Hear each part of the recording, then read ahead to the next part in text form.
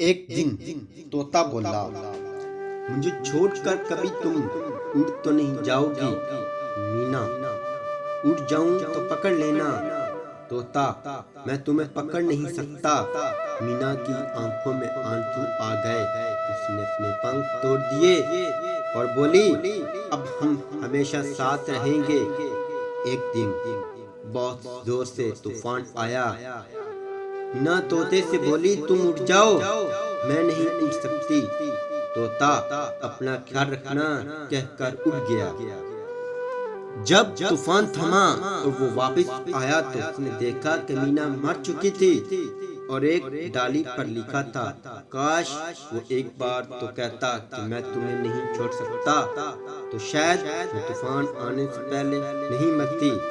मेहरबानी करके इनका ख्याल करें जो आपसे प्यार करते हैं और किसी को धोखे में मत रखें। जो भी बात करनी हो उनके सामने कह दें। एक दफा दिल तो टूटेगा सच बात से, लेकिन बात में पछतावा नहीं होगा।